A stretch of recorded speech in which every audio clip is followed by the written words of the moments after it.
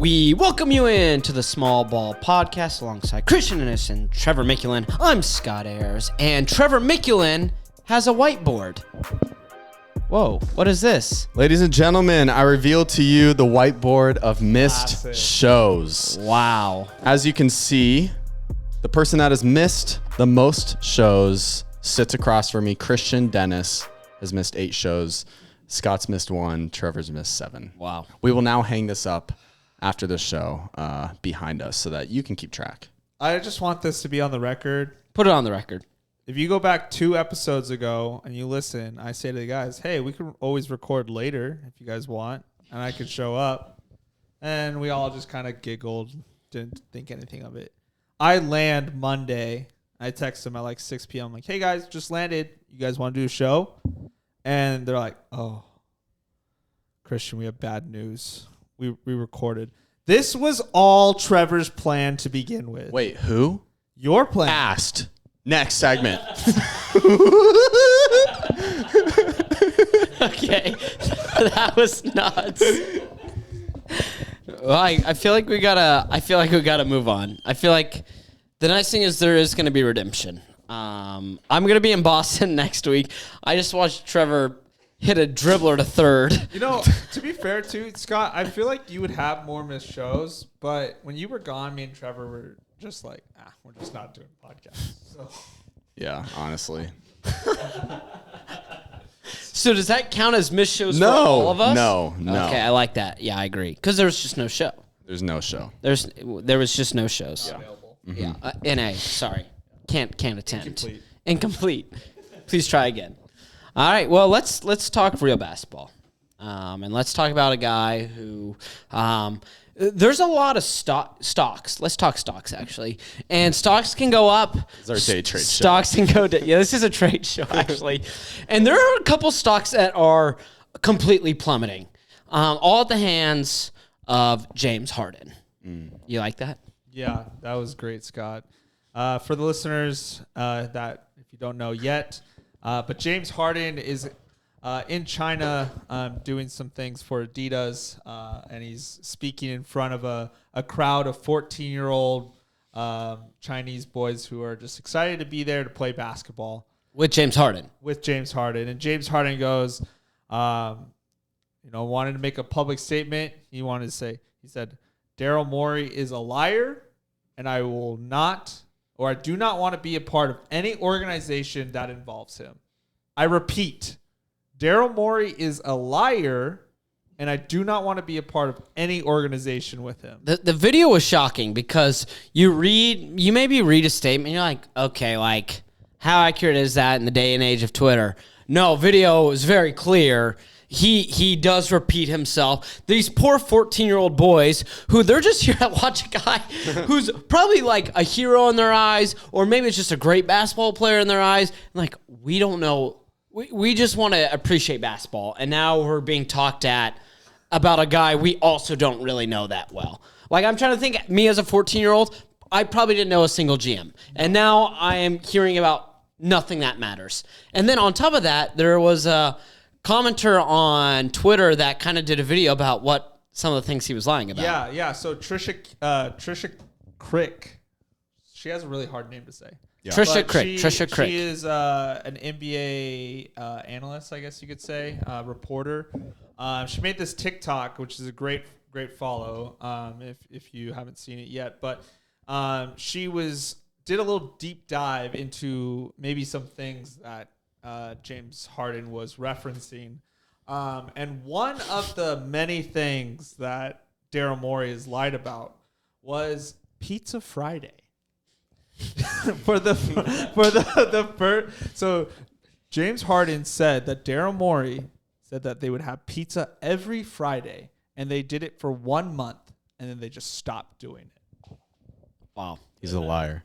He's a lot. I mean, I think about we do Pizza Friday at our office.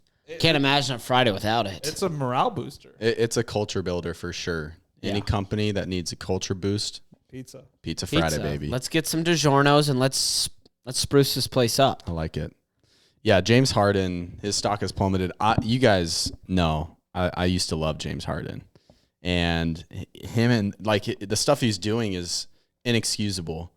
And yeah, if you're going to be petty about little things like Pizza Friday, I mean, listen, the dude's playing with Joel Embiid. Daryl Morey's trying to surround him with amazing talent, and they do have talent on that roster. And for him to just want out, it's like you can't defend the guy.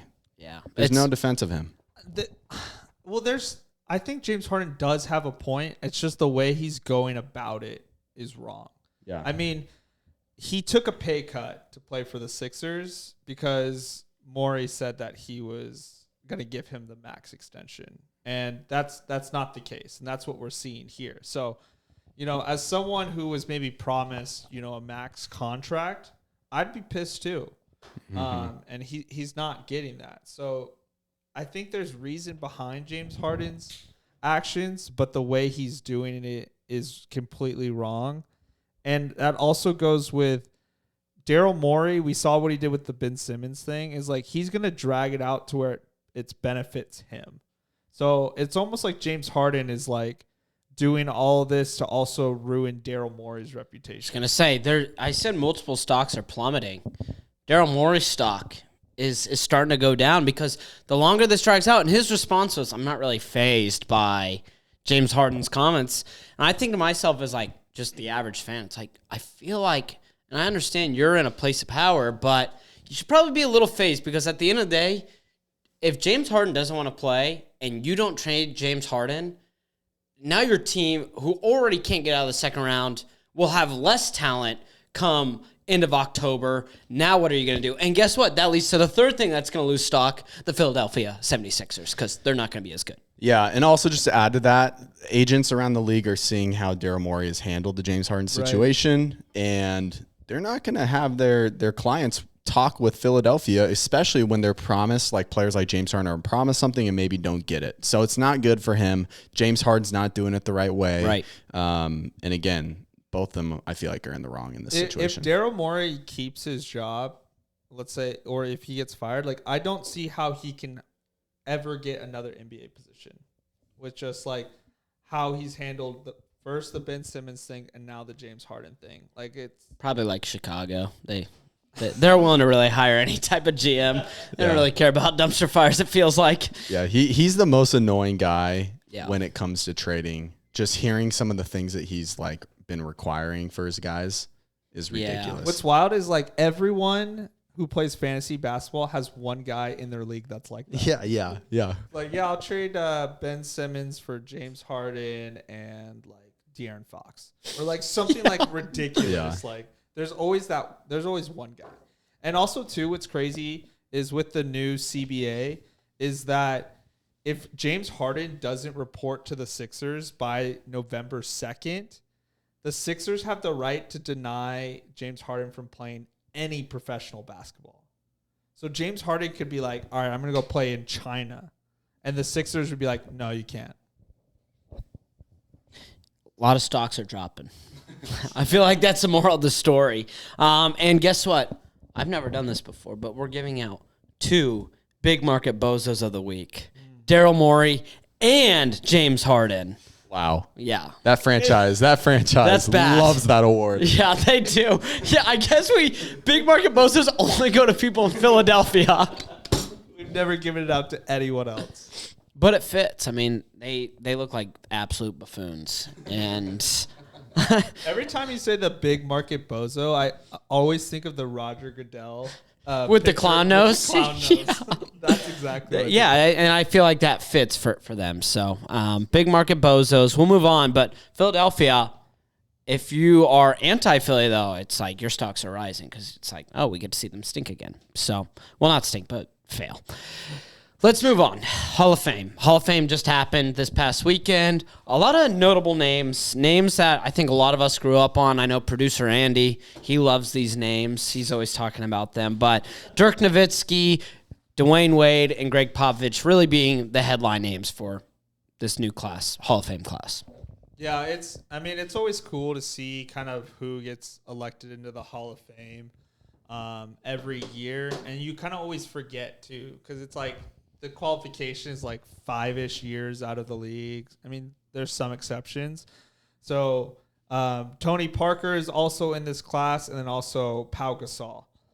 So those 5 players are just, I mean, truly some of the greatest players to play the game. I mean, it's fun because we kind of lived through their primes, and as like you think back to your childhood, turning on an NBA primetime game, you're gonna see some of these guys play, which is super fun. That now they're getting inducted into the Hall of Fame. Like this is what the guys that we grew up on kids, watching. Yeah, like Manu.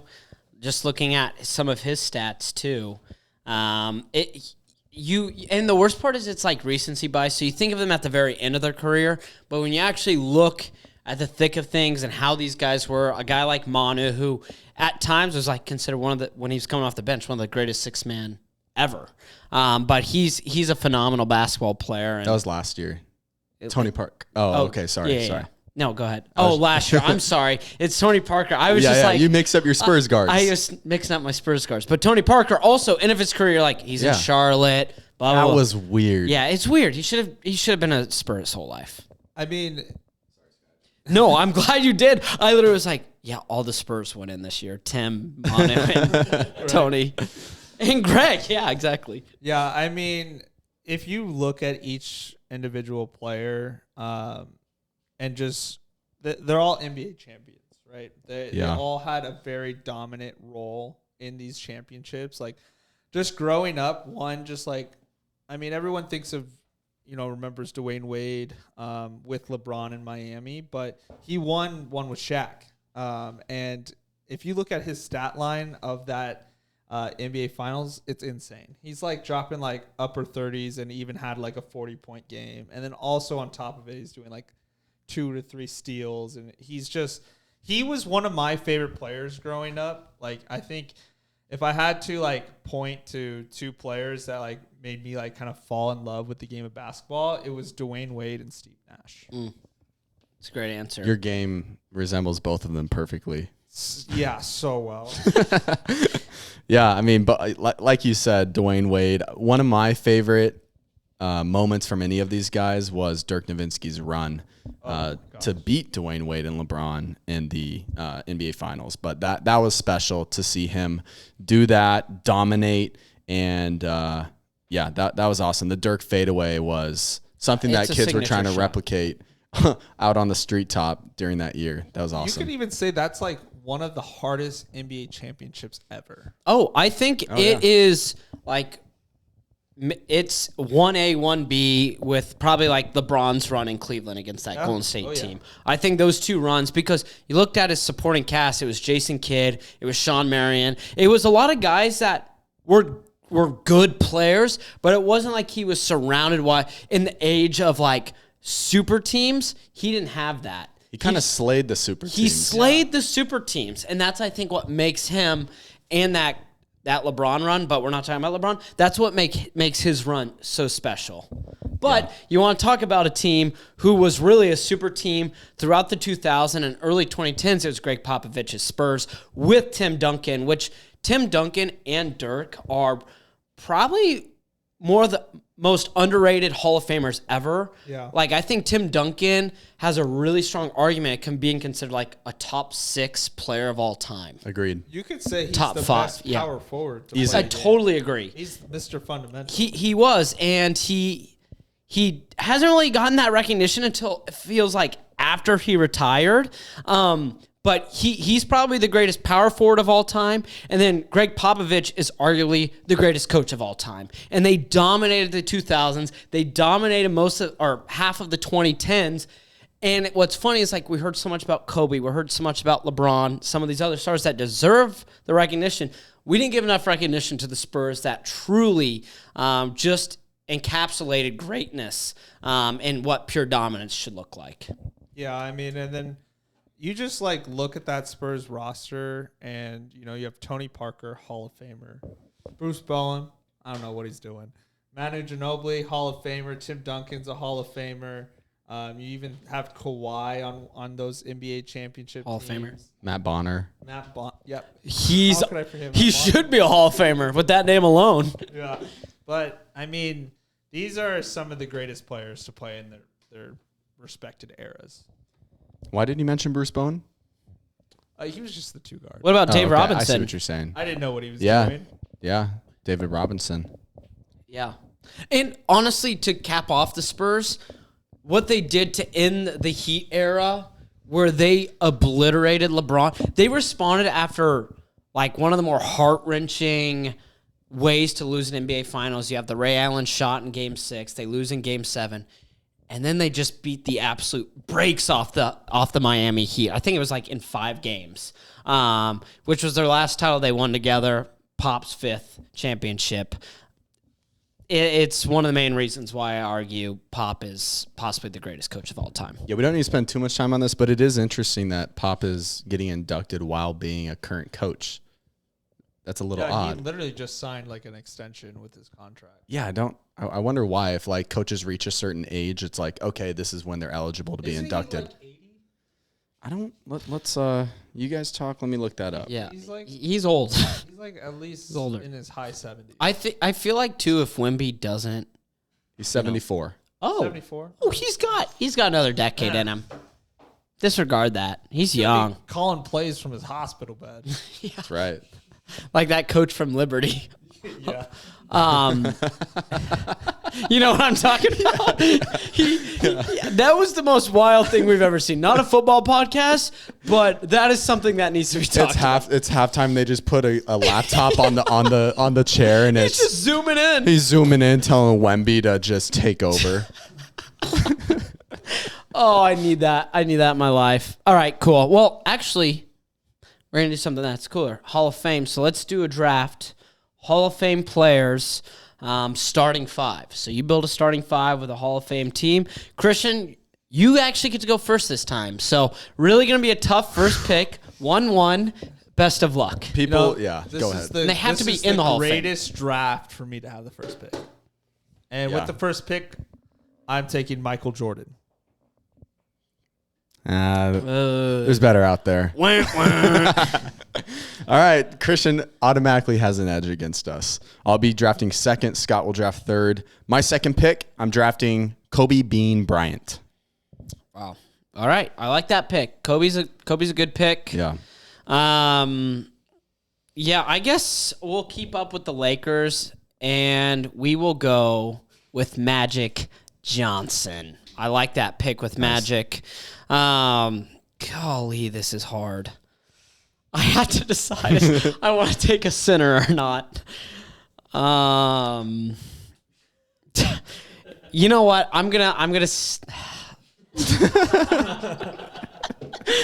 have to build out a good team. So we're gonna take a center.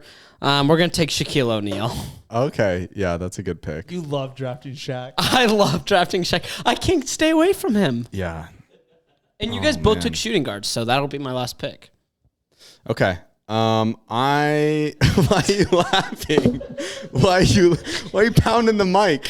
I don't know. I'm losing it. Okay. I need a moment here to gather my thoughts. Actually, I'm gonna draft give me Tim Duncan. Yeah. I knew you were going to draft him. Yeah. So I got 2 picks right now. I'm going Larry Bird. Nice. Yeah, That's my small forward there. And then for my center, Kareem Abdul-Jabbar. Okay. That's a good pick. Thank you. That's a great pick. Gosh, I froze on my pick. I'm regretting Shaq already. Are you? Yeah. Well, no, I'm not regretting Shaq. Who am I kidding? I love Shaq. Yeah, man. All right. I am going to go old school, but one of the all-time greats. He puts up some of the best stats we've ever seen in the NBA. Give me Oscar Robinson at the point guard. Yeah. It was him or Magic. Yeah. My point guard. I guess we'll stay big. I'm gonna take a guy who. Oh, dang it, dude! This power forward selection is actually really difficult. There's a couple guys I want. There's a lot of guys. Dude, there's so many guys. You know what though? I'm gonna take a guy who just got inducted into the Hall of Fame. Give me Dirk. Good pick. I'll take Dirk. Small forward. Dude, oh my gosh, this is tough. Larry Bird was a good pick. Larry Bird was a really good pick. Thanks, guys. Hey, I'll phone a friend. Hey, Andy, you like Dr. J more or you like Scottie Pippen more? Dr. J. All right, at small forward, I'm taking Dr. J. Thank you. That's why we phone a friend. Dang it, dude. I was hoping Dr. J would follow me. Okay, so right now I have Oscar, Kobe, and Tim Duncan. All right, I'm going to grab Hakeem at the 5. Nice. Scott. Yeah, my guy Hakeem. What happened? Oh, I thought you were going to pick again. I was like, wait, no, I got to pick. Oh, yeah, you're right. I was going to pick again. Yeah, it's still mine. Yeah. I love Okay. that Hakeem pick. Yeah, hey, Thanks. way to draft Hakeem. Didn't Yeah. make your Mount His Rushmore. Mount Rushmore. Oh, your Mount Rushmore. He's not on Mount Rushmore. Okay. He's in the Hall of Fame, though. All right, so I got point guard and power forward open. Easy. I'm taking Kevin Garnett at power forward. Yeah. And then Such a good pick. I Yeah, love it's a good KG pick. so much. as much as I love him, I'm not taking Steve Nash. I'm going to take Jason Kidd. Wow. Whoa. Interesting. Yeah. You had a chance to take Steve Nash, though. Yeah, I'm looking at my squad. We got scorers on our team, and I just feel like Jason Kidd is more of a distributor. And he's better defensively. NBA champion too. Yeah. Gosh, the small forward position is thinner compared to the other spots. Okay. For my 3, I'll pick Elgin Baylor. Good classic pick. Yeah, old school, but got buckets. I like that a lot. What position do you have left? Shooting guard. I have shooting guard. I really like my team. Why are you laughing? I was just looking up certain players, but I couldn't find anything at shooting guard that would have fit well. Okay. But let me think. I got Magic Johnson. I've got Dirk Nowitzki. I've got Shaq. Small forward is Dr. J. I'm gonna go big. Give me Lisa Leslie. What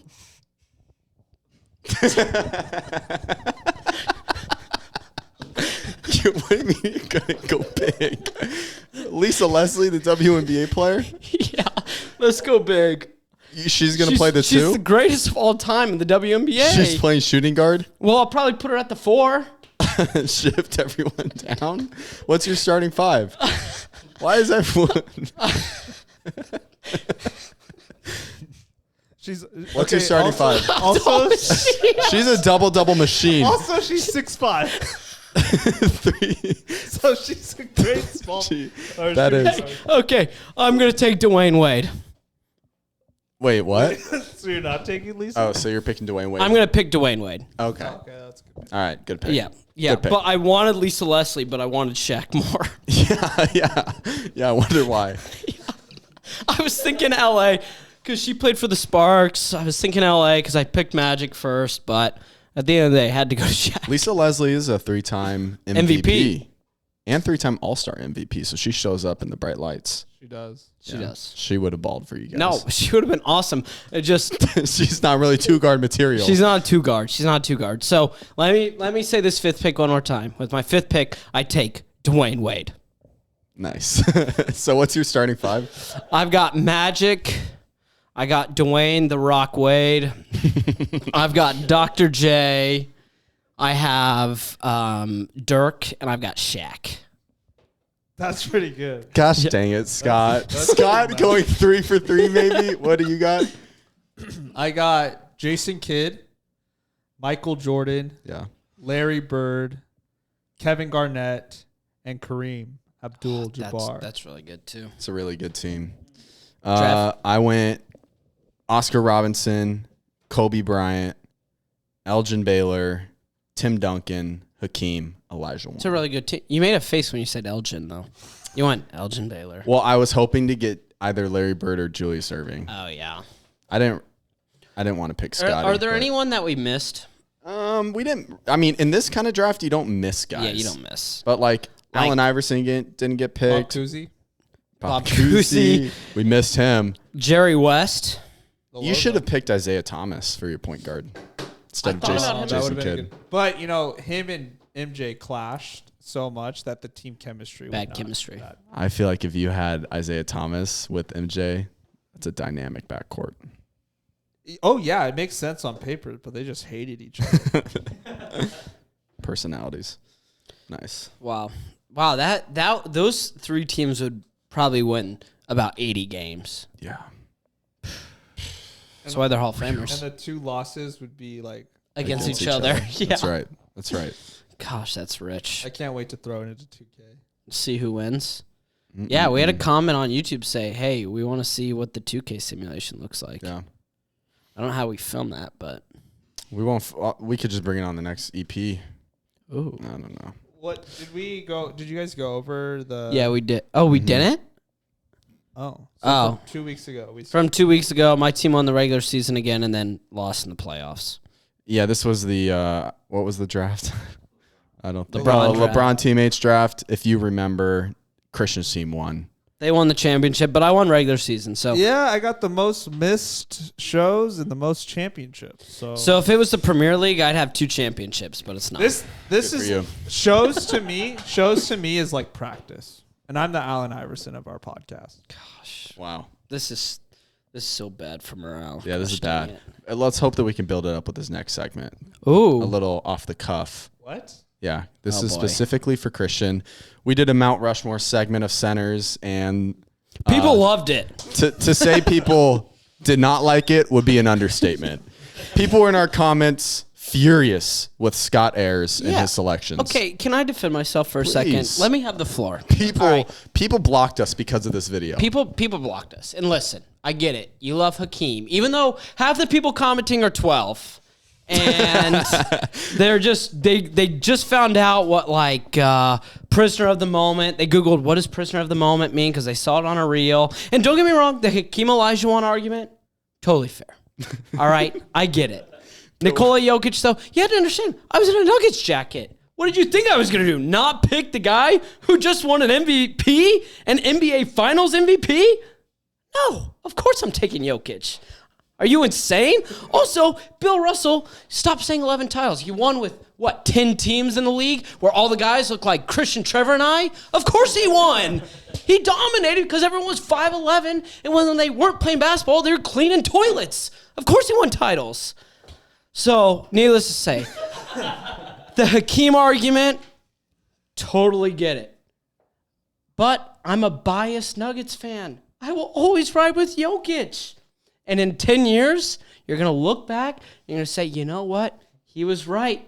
Nikola Jokic is on the Mount Rushmore of centers. Whoa. We'll have to make sure to repost that 10 years. In 10 from now. years. Scott, I could tell you have thought a lot about this. I have. You practiced that in the mirror. I did, yeah. Well, the first night, it was getting some views. I was like, okay.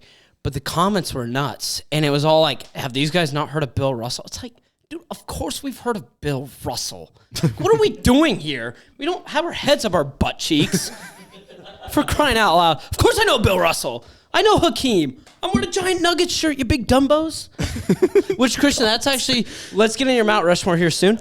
That brings up a good argument we've talked about, though. These guys from, 60s and 70s and, I don't want to steal your thunder, but, what does that actually equate to in their success and being in the...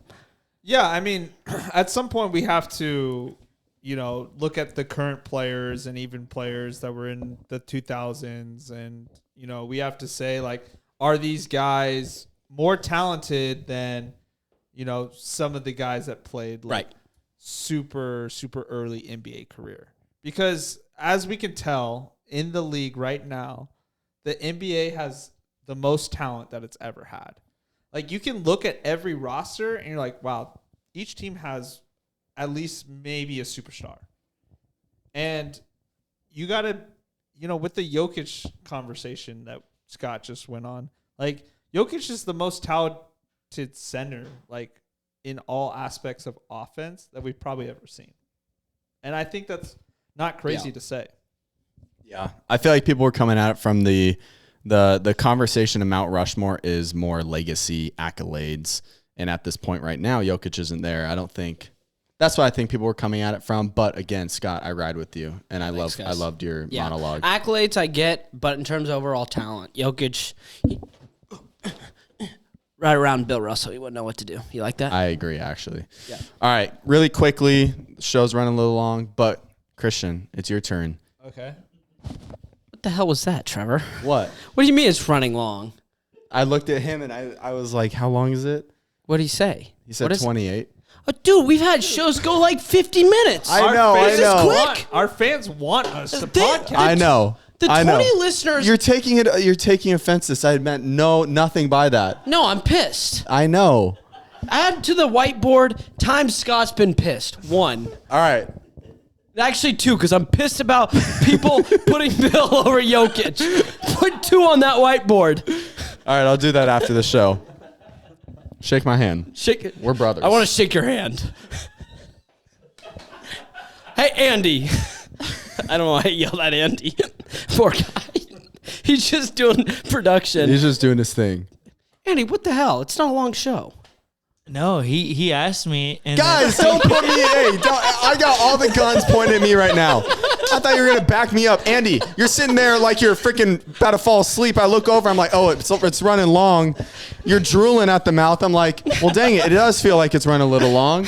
Andy, how long is it? 28. Okay. Hey, guys, let me get this quick over the... No, Trev, you say... This is so messed up. Trev gets into the segment and goes, all right, guys.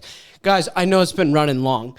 Dude, come on. Let us podcast. Yeah, we're podcasters. We are. We're podcasters. I'm literally, you know what I'm doing later tonight?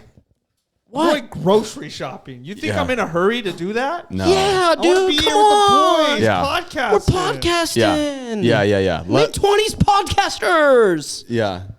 Scott, tell me more about your story, man. No, let's get into Rushmore. We're running along. Come on, Trevor. You're dragging this out, man.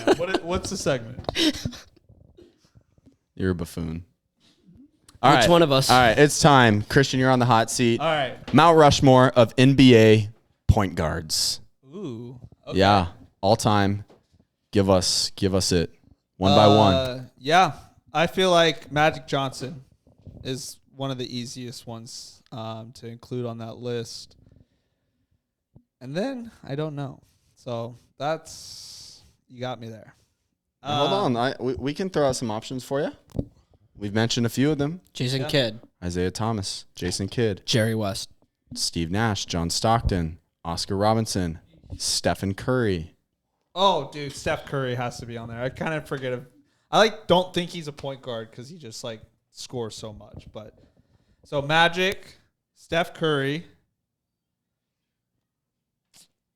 Oh man, a part of me wants to put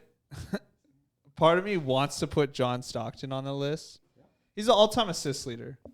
I think that's fair to throw him on the list. Number 1 in assists. I mean, if you want a point guard that distributes the ball, he's Yeah, one of the best. put him on there.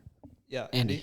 Yeah, you put LeBron at point guard in your draft last time. Would you pick LeBron now? No, you wouldn't- can't. no, You're not allowed. I don't think LeBron's. I would walk off set. Yeah. He'd walk off. Yeah. He'd walk out of the living room into the kitchen. I hate those kind of arguments. Oh, LeBron plays point. He's the best point guard ever. Yeah. Oh No, I my agree. He's gosh. small forward. He's small forward. Thank you. Yeah, I got you. Bob Cousy. No, I'm Pistol not picking Pete? Bob. No, Jerry I'm not- West. No, AI. no. You have to go who I'm thinking. You snubbed him earlier. You really want me to say Isaiah Thomas? People are going to come for you. He won 2 No championships. one's gonna come for me. 2 championships, I No think. one's gonna come. All right, do your thing. Pick Steve Nash. Jamal Murray. No, I'm not picking Steve. De'Aaron I love Fox? Steve. 2-time MVP, back to back, right? Yeah. B2B.